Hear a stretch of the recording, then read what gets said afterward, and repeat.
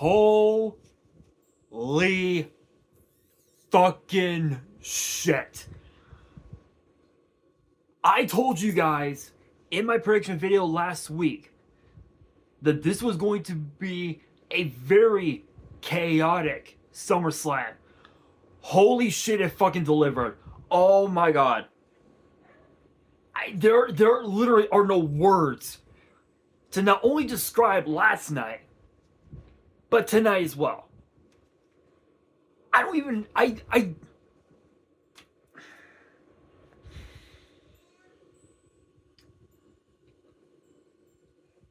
don't even know what the fuck to say.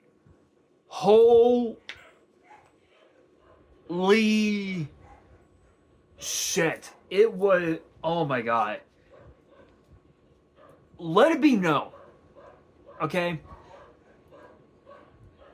Let it be known on August 2nd and August 3rd, 2025 will be the weekend that history has completely changed forever.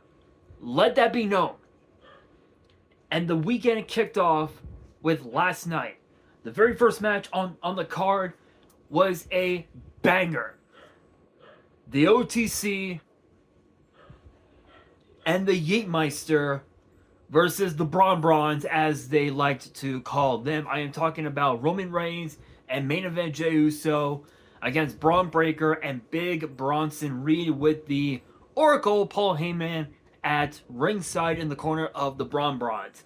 We knew that, so we knew that this match was going to be very interesting, to say the very least. And what I meant by that was, I kind of talked about it a little bit in my prediction video last week.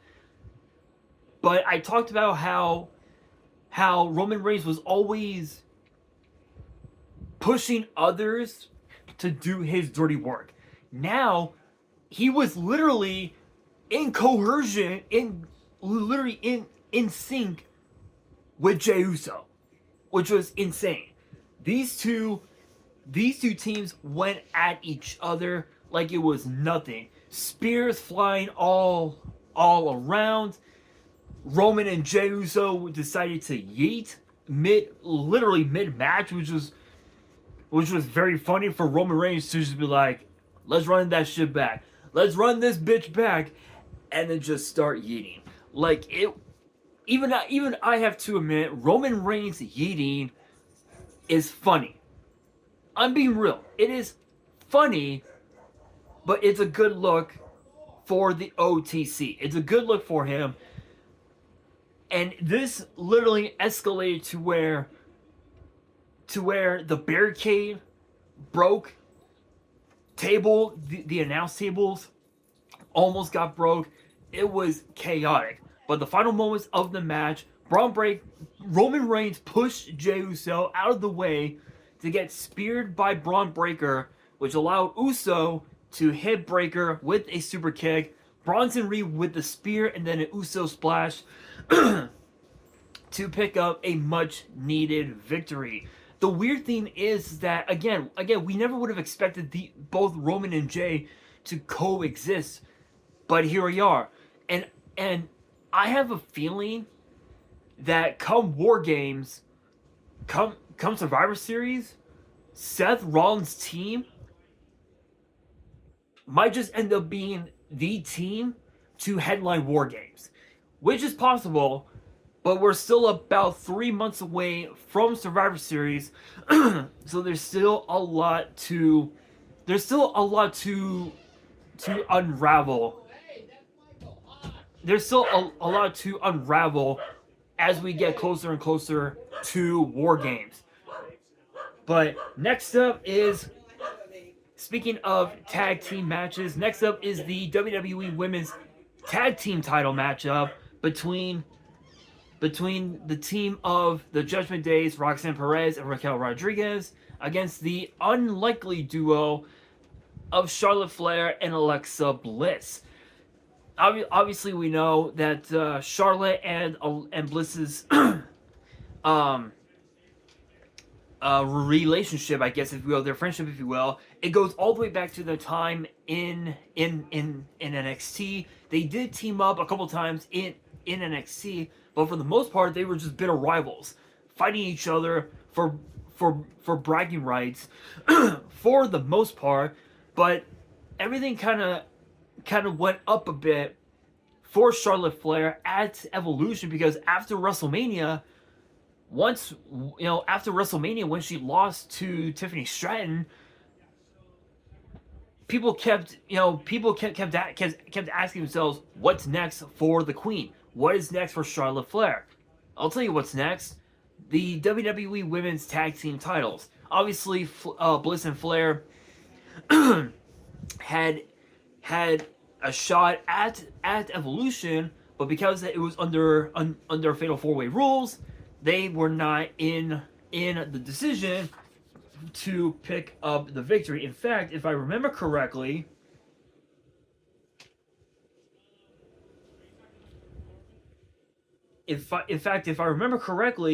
at Evolution, Raquel Rodriguez pinned Sol Ruca with a Tahana Bomb to retain the tag team titles. This was another matchup that was back and forth, and we knew that Roxanne and Raquel were going to coexist. They were able to gel so well ever since Liv Morgan got injured and had to leave WWE because of her injury. And and since then, Roxanne Perez has done amazing as tag team champion alongside Raquel Rodriguez. But this matchup was actually the turning point for Bliss and Flair, because we knew that if they lose, there was no telling what was gonna be next for both. But there were multiple times where they came this close, and things kind of went a little sideways when Roxanne Perez pulled Raquel out of the way, forcing Alexa Bliss to hit Charlotte Flair with the right hand. But even with that and pop rocks to Charlotte Flair, Alexa Bliss still was able to stop the 3 count, which allowed Alexa Bliss to pin Roxanne Perez with Sister Abigail to win the women's tag team titles, making Charlotte Flair a 2-time tag team champion, and of course Bliss now a 4-time tag team champion. And honestly, props to them. I mean, it's going to be interesting to see how well this reign will last, how long it'll last, how well it'll be able to go. Only time will tell. Next up is a rematch from Night of Champions between Sami Zayn and, of course, Karrion Kross. Now we knew of the rumors, right? We knew of the rumors that Kross and Scarlett had not signed a new deal with WWE, and that might have been the reason why Karrion Kross lost. You heard me right. Karrion Kross had lost to Sami Zayn because Scarlett brought in the steel pipe that injured Sami Zayn numerous times over the last couple months, and this and escalated to where Scarlett gave Sami Zayn the pipe and was like, "No, I'm not doing it." Throws the pipe and ends up hitting Kross with an exploder, and then the haluva kick to pick up the victory. And then Sami Zayn was like, "We're done. This is it. Game over." So I'm wondering if Kross and Scarlett have signed a new deal with WWE, or if they are going to leave. Rumor has it that they both have signed a new deal with WWE within the last couple days or so. I think today was when they signed a new deal. No one knows if these rumors are true or not, but I will say that if they don't sign Kross to a new deal, I think it's going to be a massive travesty, because right now the fans are getting Kross over. They're getting Karrion Kross over with the chance of "we want Kross," and I'd be remiss if I didn't say that Kross deserves at least one championship reign in his arsenal before he moves on to bigger and better things outside of WWE, which could literally be anything at this point. Next up, speaking of Charlotte Flair and Tiffany Stratton defended the WWE Women's title against Jade Cargill. Let's just keep it real on this one. This one only lasted about 5 minutes. Don't get me wrong, Jade put up a hell of a fight. Jade almost defeated Tiffany Stratton with Jaded, but her inexperience got the best of her, and Tiffany Stratton's foot landed on the rope, which became her ultimate downfall. Tiffany Stratton hits Jade with the prettiest moonsault ever to retain the WWE Women's title. Let's be real, I think that match could have been better. It could have lasted a little bit longer. But for some reason, fans believe that Triple H doesn't know how to work Jade Cargill. And I don't think it's the fact that he doesn't know how to work Jade Cargill. I think it's the fact that Jade Cargill doesn't really know how to work the system, if you will. No pun intended with the faction on TNA known as the system, but you guys get the point. My point is this: I feel like Jade Cargill, she still has a lot to learn. I feel like putting her in NXT probably would have been better, but that's just me. I don't know about you guys, but that is just me. Next up, we have another tag team match. This one was another one that was very interesting. It was the team of Logan Paul and Drew McIntyre against the team of Randy Orton and country music megastar and country music megastar Jelly Roll, who had lost a little over 280 pounds, going from that literally going from over 500 pounds to 299 pounds. Trained for weeks for last night. Huge props to Jelly Roll on an incredible journey to getting to SummerSlam. And this rivalry literally escalated just a few weeks ago on SmackDown when Jelly Roll was trying to perform his number one hit single, Liar. And then Logan Paul was like, fuck this shit, fuck your music. They came to see this guy, Logan Paul, and things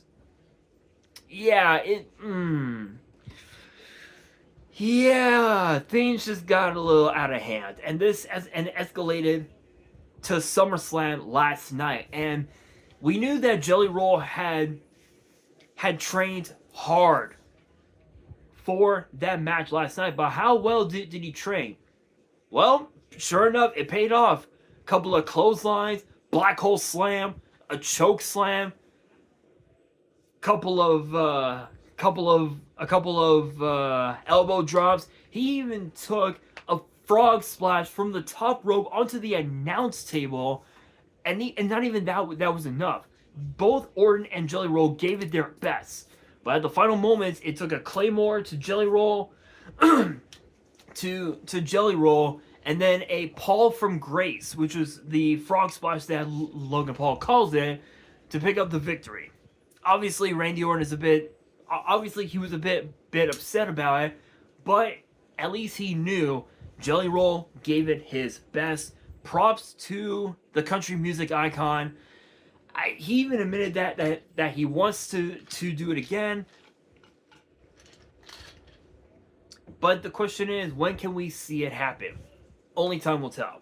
Props to, again, huge congrats to Jelly Roll on an impressive matchup, but now we just gotta wait and see what's next. Not only for the country music icon, but also for the Viper.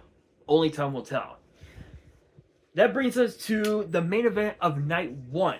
Huge matchup. This was actually by far, this was the match that CM Punk needed to win against Gunther for the World Heavyweight title. This was Punk's second title match this year, like literally since he came back to WWE at Survivor Series in his hometown in 2023, just a couple of years ago. Interestingly enough, that point up until Night of Champions, he didn't get any title opportunities because for the most part he was injured with a torn tricep, and he came back, competed at this event at SummerSlam last year against Drew McIntyre in a losing effort. Punk wins against McIntyre at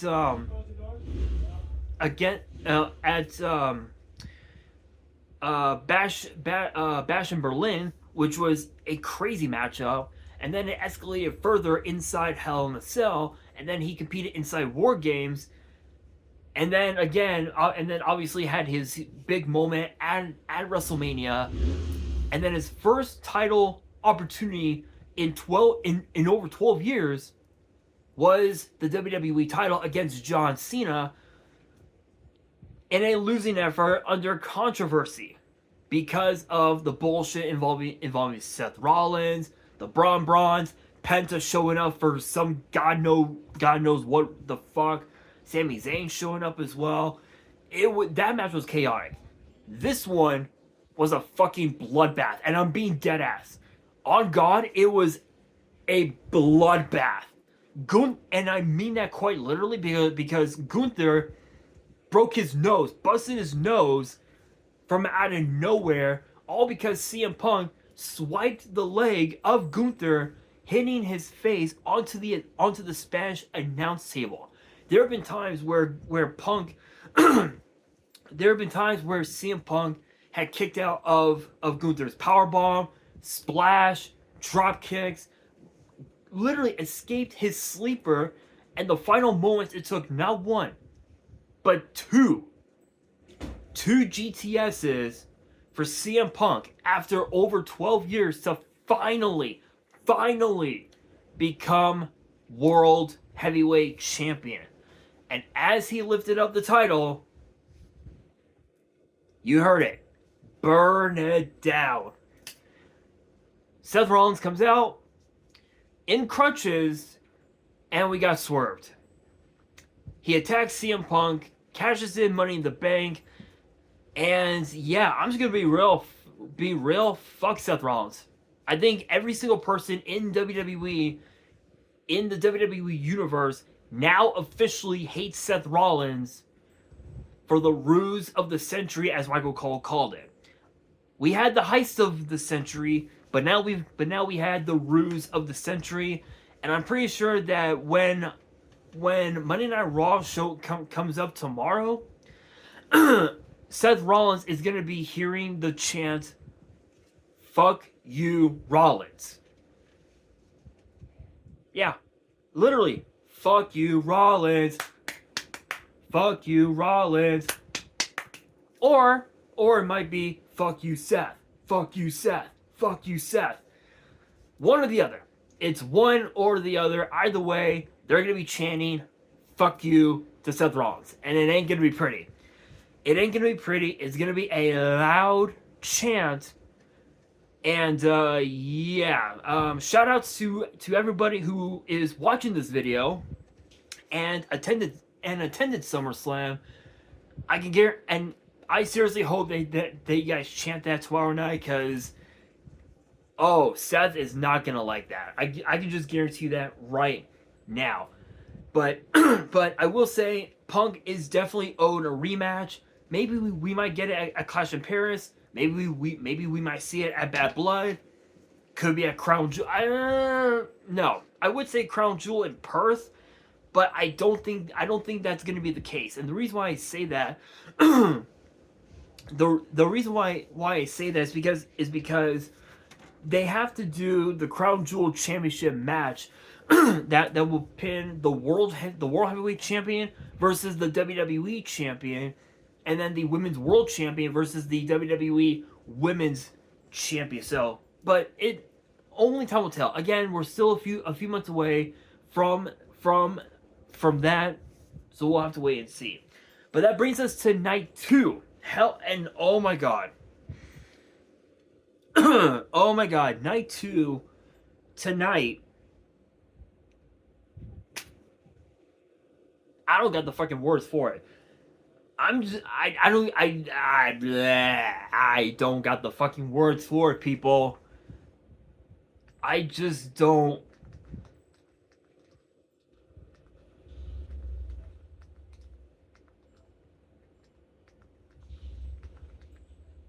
I just don't fucking know, you guys. I'm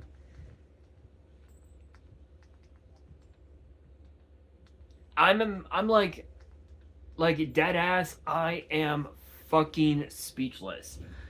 Night 2 kicks off with the women's world title. Triple threat, a rematch from Night of Champions, not Night of Champions, from Evolution. Naomi defending against Io Sky and Rhea Ripley. Obviously, both Rhea and Io started to beat down on Naomi. Excuse me. But of course, Naomi ends up getting the upper hand over both Rhea and Io, and this escalated to where it was back and forth, chaos all over the ring. We even saw Naomi's father play guitar to her music during her entrance, which is wild, absolutely wild. But yeah, Io Sky almost almost had a repeat of WrestleMania, but Naomi was like, "Nope, you're good. You're good. You don't need that. Fuck off." Literally, that was Naomi's aura, and it just escalated to where the final moment was Rhea Ripley hits Io with Riptide, and she came this close. Once again, came this fucking close, and Naomi rolls up Rhea to retain the women's world title, literally stealing the victory from Rhea. And literally, Io was literally handed to Rhea dead to rights. Literally. But Naomi found a way, and now she has to deal with Stephanie Vaquer at Clash in Paris, which is going to be a very, very interesting matchup. And I can honestly say that this might be a very crazy instant classic. We now move into probably one of the most chaotic TLC matches ever in WWE history. The White Six, Fraxium, the Street Profits, the Motor City Machine Guns, DIY, and the team of Rey Fenix and Andrade. With WWE Hall of Famers, the Dudley Boys, and of course, WWE Legends, current TNA and Fourth Rope Tag Team Champions, the Hardys, sitting in ringside, bear witnessing to history. Funny thing, I kind of figured we'd see Edge and Christian show up, but obviously they're on the other side of the wrestling spectrum. So unfortunately, that was not going to be in the cards. Which honestly, I found that complete bullshit. But it is what it is. But we knew that this was going to be chaotic. Tables were going to be broke. Ladders were going to be broke. Chairs were going to be busted. It was all over the place. Candice LeRae showed up trying to retrieve the tag team titles for her husband Johnny Gargano and Tommaso Ciampa. B-Fab shows up. Nikki Cross shows up. Johnny Gargano literally got pushed by Ciampa, who got kicked in the face by Montez Ford, pushing Candice LeRae off the top of the ladder and snapping the ladder in half. That got chaotic. Eric Rowan showed up and started beating down on people. Uncle Howdy showed up and started beating up people. It was all over the place. And the final moments, we saw Joe Gacy literally unhooking the tag team titles, retaining them for the Wyatt Six. Not gonna lie, that was exactly that. It was fucking chaotic. Props to all 6 teams, but I've got no doubt in my mind that this ain't over. For all 6 teams, it ain't done. They're gonna keep going at it until the Wyatt Six are no longer tag team champions. It ain't gonna be pretty. I can guarantee you that. But that brings us now to no countouts, no DQ for the women's Intercontinental title between Becky Lynch and Lyra Valkyria. Obviously, Becky debuted a new theme song, which was incredible. But we knew that this was going to be chaotic, much like the TLC match. We knew it was going to be chaotic, and indeed it was. Kendo sticks were involved, chairs were involved, a zip tie was involved, a table was involved, chains were involved. This was all over the place. Bayley got herself involved into the match, literally trying to help Lyra regain the title from Becky. And then Lyra Valkyria hit Becky Lynch with the Peripatuta, I believe is what it's called, which is a leg drop from the top rope. Hit Becky with the Peripatuta through the table that was at ringside, and Becky Lynch was literally, oh my god, Lyra had Becky dead to rights, and it backfired. Lyra accidentally got hit by Bayley with the steel chain, gets hit with the manhandle slam, and now Lyra Valkyria can no longer challenge for the women's Intercontinental title as long as Becky holds the title, which could be for a while. I can honestly say that it might just be for a while, but not if Bayley has anything to say about that. Not gonna lie, it was definitely something to remember. In my personal opinion, it definitely was. I just don't have the words for it. But now we move into another chaotic matchup. A steel cage for the United States title. Solo Sikoa, Jacob Fatu. What's there to say? We knew that Solo's MFTs were gonna show up. Tongaloa, Talatonga, Jeff Cobb, JC Mateo, whatever the fuck you want to call him. I'm calling him Jeff Cobb. I'm calling him Talatonga, Hikuleo. That's what they've been known by for years. Plain simple. I will say, I truly believe that the way it ended was complete bullshit. And Jacob Fatu literally had Solo Sikoa dead to rights. Jacob is definitely owed yet another shot at the title, but it has to be in a match where Solo cannot use the MFTs in his corner. Perhaps maybe Hell in a Cell. Maybe that's something for Nick Aldis to consider. Who knows? But Jimmy Uso got involved, and not even that was enough. Not even Jimmy Uso was enough for Jacob Fatu to win, but Solo retained. but Jacob Fatu ended up getting the last laugh as he hit both Tonga Loa and JC Mateo, Jeff Cobb, with a couple of super kicks and then a moonsault from the top of the cage, which is wild. Enough said on that.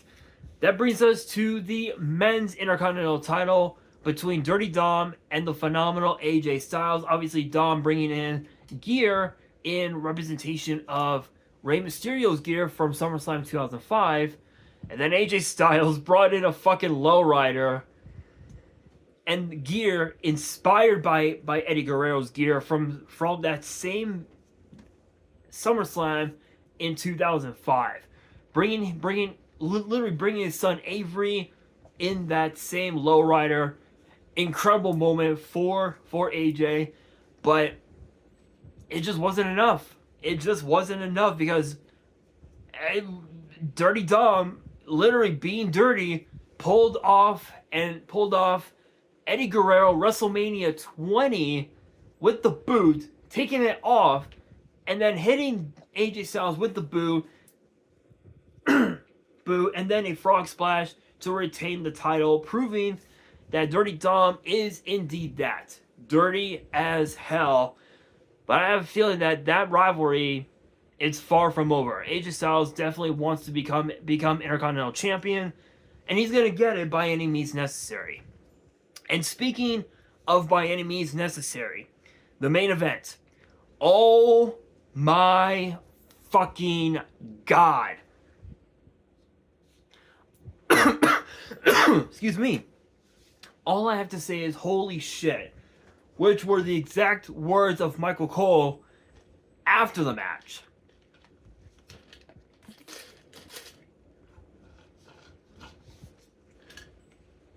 Absolute chaos.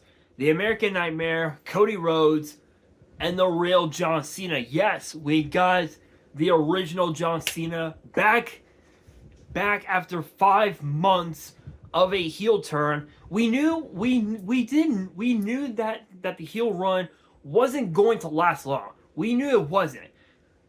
Tonight was literally the night where we saw the real John Cena, and both men embraced each other, and they were like, you know what? Let's give them a hell of a show. Started to beat the holy fuck out of each other, and this was everything that we had expected. Chaos inside the ring, chaos outside the ring, in the stands of the WWE Universe. The Spanish announce table got broke, tables got broke, steel chairs were put into play.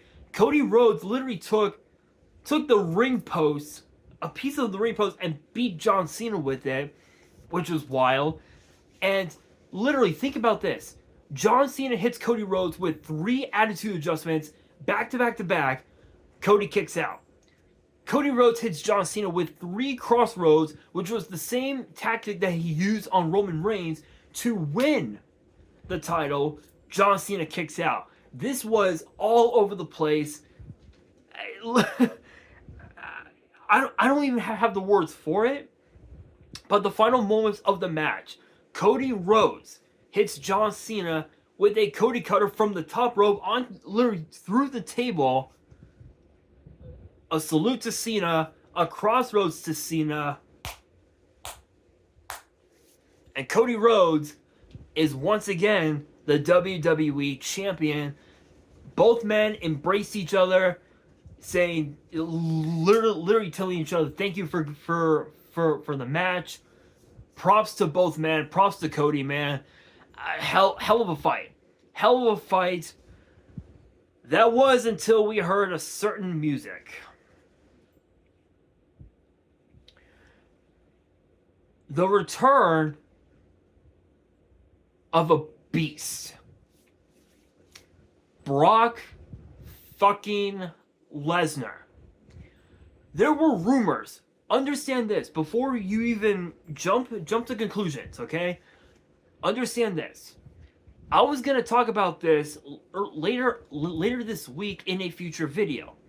There were rumors that Brock Lesnar was banned from WWE by TKO. Why? For God knows why.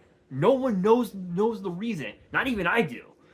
There were rumors about that, but the rumors ended up being bullshit, and Michael Cole on commentary was like, literally, no cuts, no bleeps, literally was like, holy shit, Brock Lesnar is here. Wade Barrett was in shock. The entire world was in shock of Brock Lesnar returning to WWE after almost 3 years. In fact, it was actually 2 years ago at SummerSlam that Brock Lesnar had his last match, ironically enough, against Cody Rhodes. How ironic, right? The irony. The irony that Cody Rhodes pins John Cena, Brock Lesnar shows up. Hits John Cena with an F5 and walks off. I can honestly say Clash in Paris is going to be Brock Lesnar versus John Cena.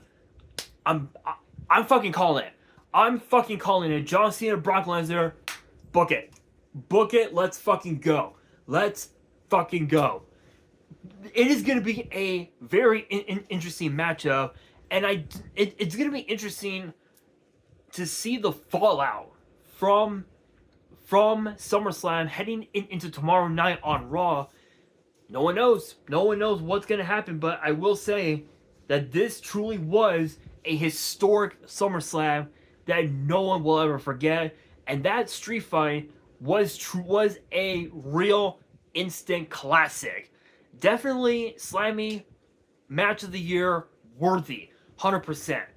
And on that note, that will do it for today's video. Hopefully you guys enjoyed. If you did, make sure you guys smash that thumbs up button. If you guys are new to the channel, you guys want more premium live event predictions and results in the future, then be sure to subscribe to the channel and turn on the notification bell.